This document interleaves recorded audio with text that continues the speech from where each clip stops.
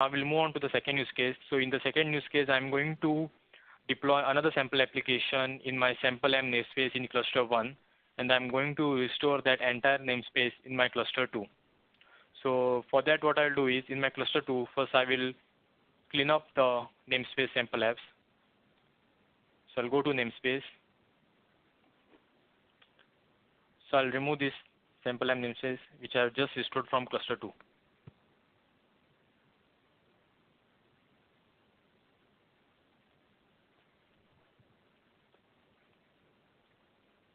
So you can see here the deployment which we have just restored is now gone. So let me go back to my cluster 1. Here I will go to catalog.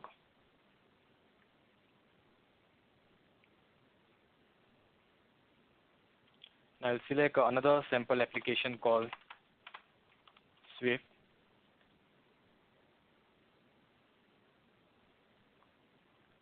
I'm going to name it as Swift sample.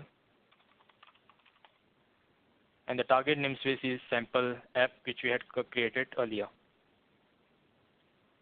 I'll say install.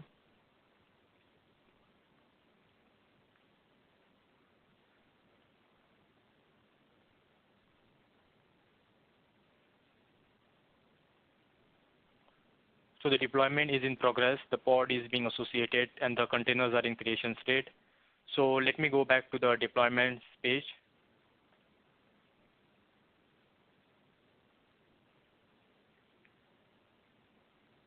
So you can see here the IBM Swift sample deployment is in progress. It's in sample app namespace. And if you look at its deployment, right now you can see the release which we had created was Swift sample. The app name is IBM Swift sample. Let me just refresh once.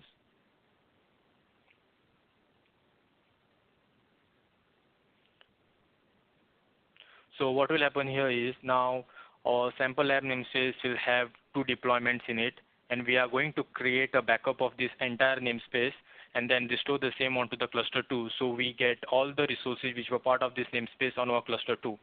So this is a use case wherein you might have hundreds of deployment in a particular namespace, and instead of backing them up one by one, you'd like to have them all together once onto another cluster. In that case, you can just back up that entire namespace and restore it onto your another cluster. So here we are going to demonstrate 2 use cases as a part of this one. So one is backing up the entire namespace, and second is that, as you know, we had deleted all the resources related to the earlier Node.js restore that we had done. So this is similar to a disaster recovery use case wherein we have lost the resources related to our earlier Node.js application, and we are going to restore the same by using one of our backups that we have. So what I'm going to do now is I'm going to create a backup of the sample app namespace, and the command that I'm going to use is Velero backup create. Specify the name that I would like to give. In my case, it is sample app backup, and I'm going to use the include namespace option and specify the namespace that I would like to backup entirely. So in my case, it's sample app.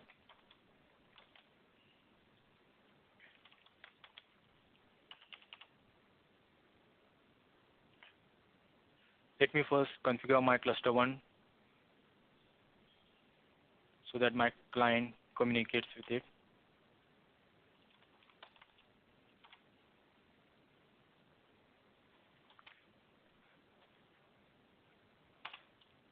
So as you can see, the backup request has been submitted.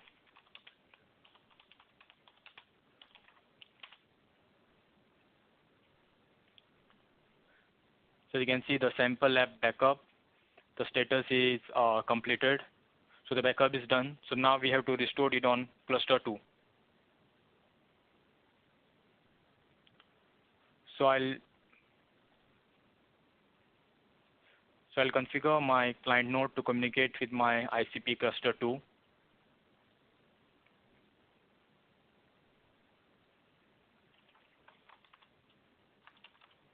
I'll do Velero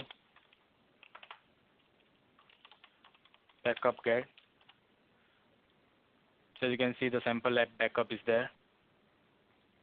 So the command that we are going to use here is Velero restore create and from the backup and the backup name.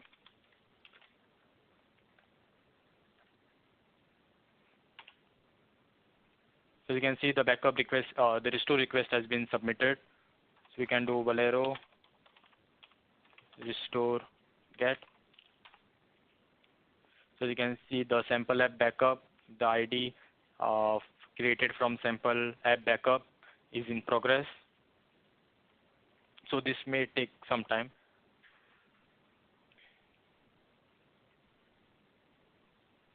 Let me check once again.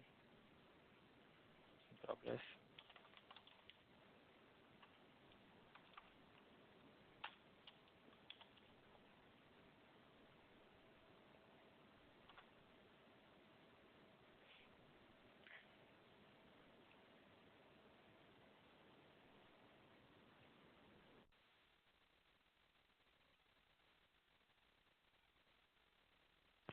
So as you can see here, the sample app backup restore that we had started has completed. So we can now go to the deployments page of ICP cluster 2 and verify the same.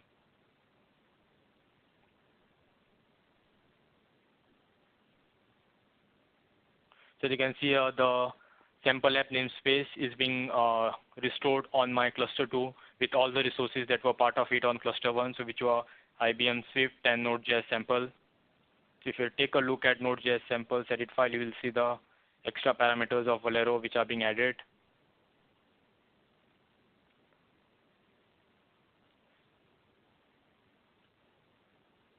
So you can see both the deployments are up and ready in up and ready state.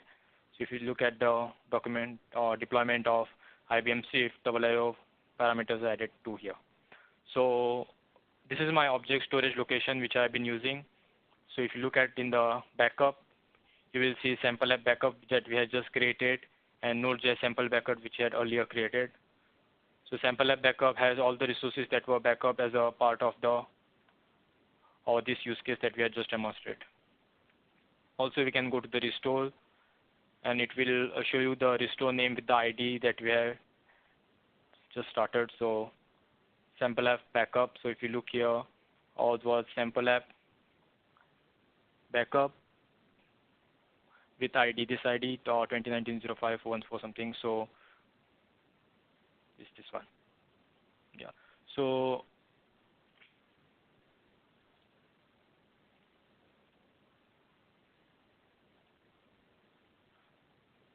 these are the resources related to the restore of the use case that we had just demonstrated. So the two scenarios which we are covering here is one is the backing up of entire namespace from one cluster to another, which will help us in case there are hundreds of deployments in one of the clusters. And other use case is the disaster recovery kind of a scenario wherein we have just lost resources as we have created some scenario by removing all our Node.js resources and then restoring them onto the another cluster by using the backup that we had created earlier. So these were the deployments that we have done so far were without any persistent volumes being associated within. In the upcoming videos, I'll be demonstrating backing up and restoring deployments along with their persistent volumes which are associated with it in case of an MongoDB application or any other application which requires persistent volume to work. That's it for now. Thank you.